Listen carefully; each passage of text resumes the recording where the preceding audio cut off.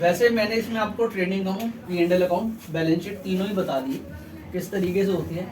लेकिन अगर तीनों को एक साथ करना है तो कैसे करना है? कई बच्चे क्या करते हैं, पहले ट्रेडिंग अकाउंट बनाएंगे, फिर उसमें से ग्रॉस प्रॉफिट ग्रॉस लॉस निकालेंगे, फिर P&L अकाउंट बनाएंगे, नेट प्रॉफिट नेट लॉस निकालेंगे, फिर बैलेंस शीट बनाएंगे।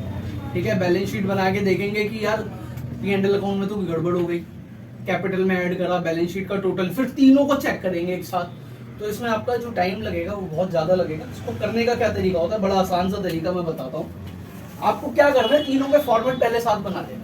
आप तीनों के फॉर्मेट बना लीजिए और जैसे जैसे आपके पास आइटम आती जा रही है जो आपको ट्रायल बैलेंस में दिखाई दे रही है, उसको पुटअप कर दीजिए और लास्ट में सबका क्या कर देना है, हमारे को टोटल कर देना है। एक चीज और ध्यान रखना कि जो आइटम ट्रायल बैलेंस के अंदर दे रखी है, आपकी बात का मैं आपको जवाब दे रहा हूँ, जैसे प्रोविजन और डाउटफुल दे रखा है, अगर कोई आइटम ट्रायल बैलेंस के अंदर दे रखी है तो वो एडजस्टमेंट नहीं है, वो ऑलरेडी एडजस्टेड है। वैसे हम एडजस्टमेंट वाले चैप्टर में पढ़ेंगे, बैंक लोन की एडजस्टमेंट होती है जो ट्रायल बैलेंस में दे रखी होती है और हमारे को उसे ऐसे एडजस्टमेंट ट्रीट करना पड़ता है।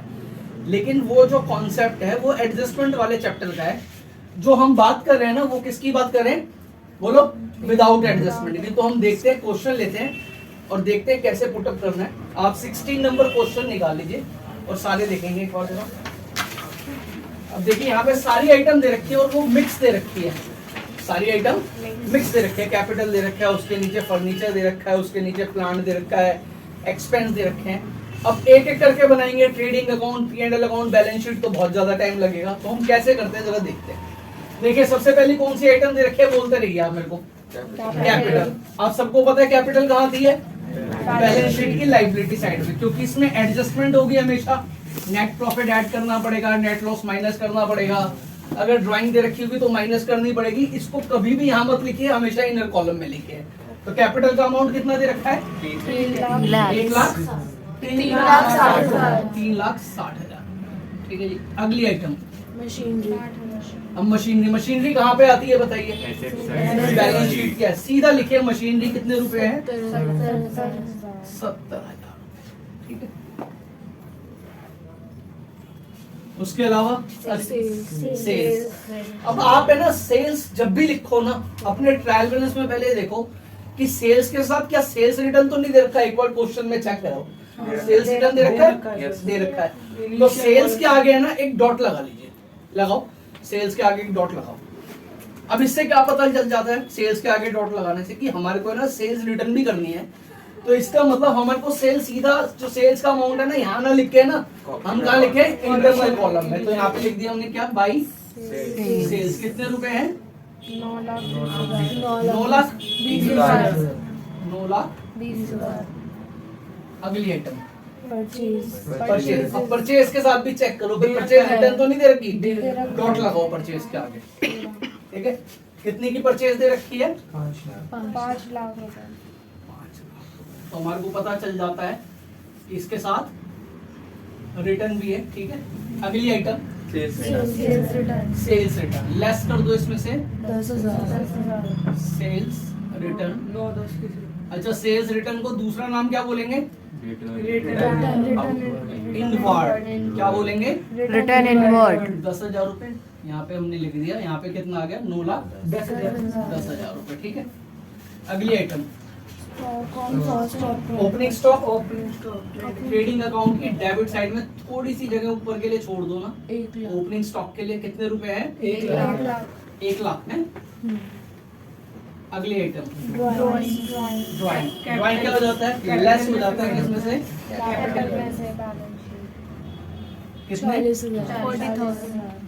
अभी हम यही रहने देते हैं क्योंकि हमारे को नेट प्रॉफिट या नेट लॉस जो भी आएगा उसको प्लस या माइनस करना पड़ेगा। तो यहाँ पे आपका रह जाएगा कितना, 3,20,000। ठीक है, अगली आइटम वेजेस। सबको पता है डायरेक्ट एक्सपेंस है, कौन सी साइड में आएगा, ट्रेडिंग अकाउंट कितने रुपए, डेबिट साइड। 1 लाख। अगली आइटम कैरिज इनवर्ड। सबको पता है डायरेक्ट एक्सपेंस है, ट्रेडिंग अकाउंट की डेबिट साइड में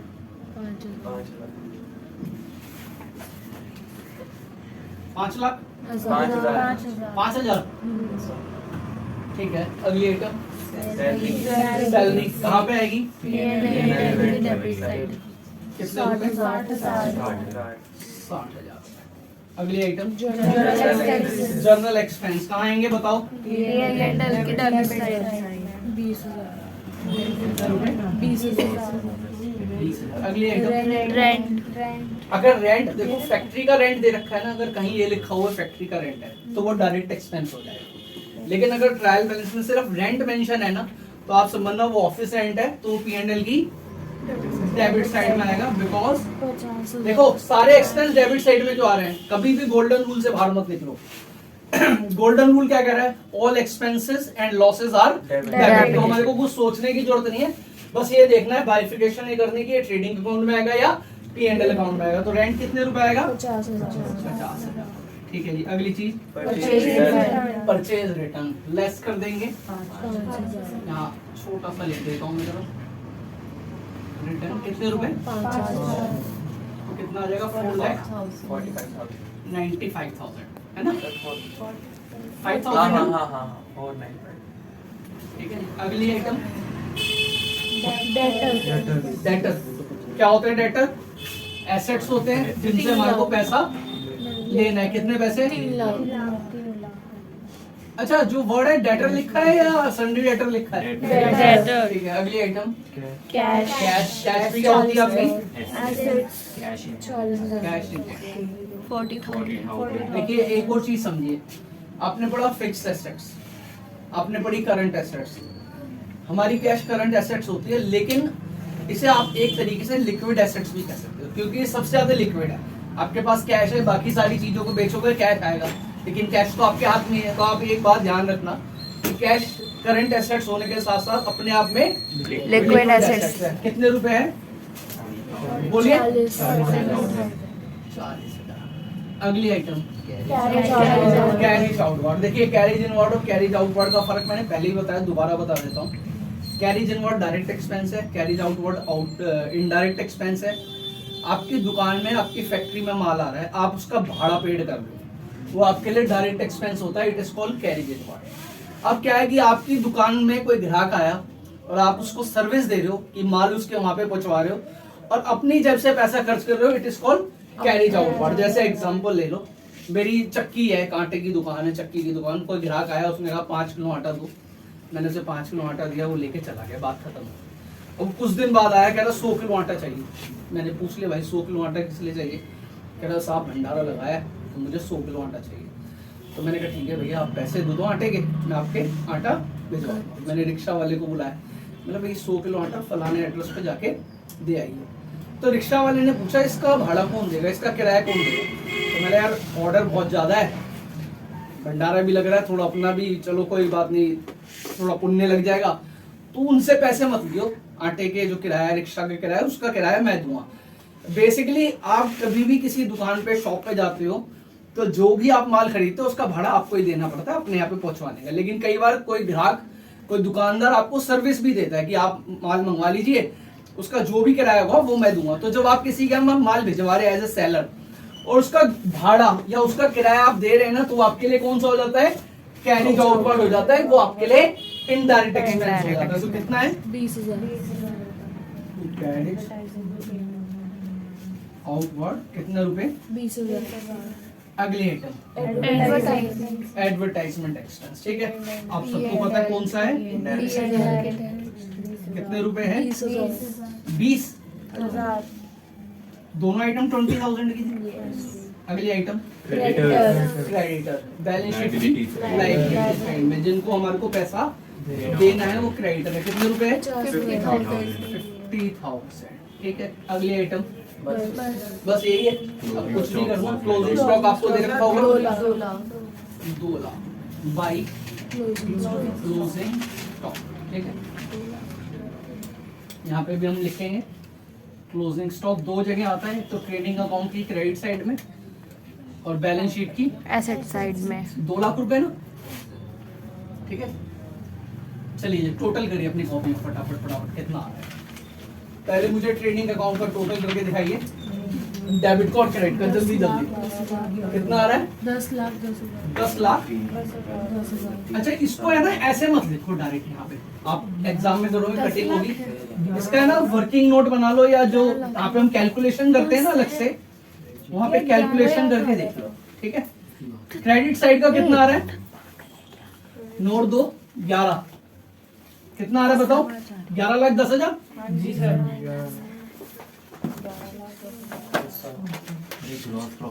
ठीक है,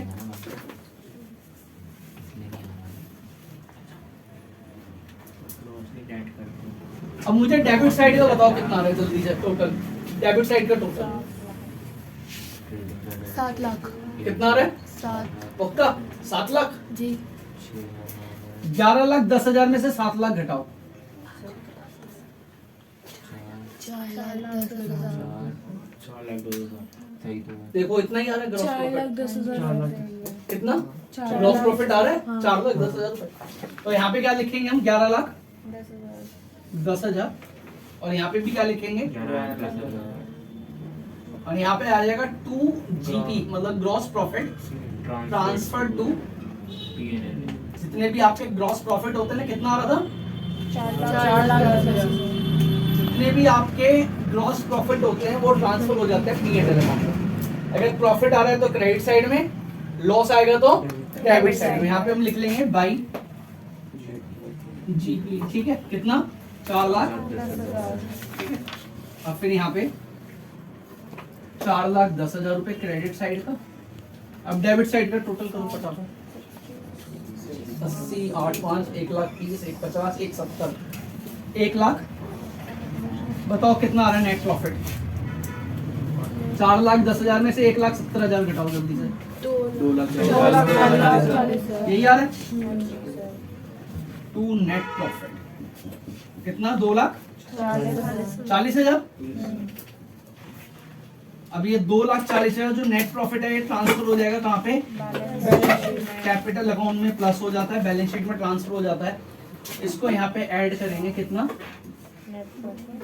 2,40,000।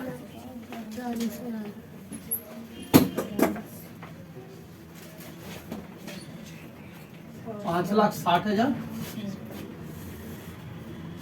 5,60, 40, 6,10,000। यस। इधर का भी टोटल करोगे तो कितना आएगा? 6,10,000। तो इसका मतलब हमारा क्वेश्चन ठीक है। अगर आप देखो इसको, अगर आप ऐसे बनाते ना, पहले ट्रेडिंग अकाउंट क्या करते हैं, ट्रायल बैलेंस में से पहले ट्रेडिंग अकाउंट की आइटमों को ढूंढते हैं, फिर ट्रेडिंग अकाउंट बनाते हैं, फिर आप क्या करते हैं, फिर P&L अकाउंट की आइटम को ढूंढते हैं, फिर P&L अकाउंट बनाते हैं, फिर बैलेंस शीट की। देखो कितना टाइम लगता है। तो हमारे को इतना टाइम नहीं लगाना, क्वेश्चंस हमारे को जल्दी करना है क्योंकि एग्जाम में टाइम कम होता है। तो हम तीनों का फॉर्मेट साथ बनाएंगे और जैसे जैसे आइटम आती रहेगी उसको क्या करते रहेंगे, ऐड ऑन करते रहेंगे। क्लियर है? ठीक है, दैट्स इट।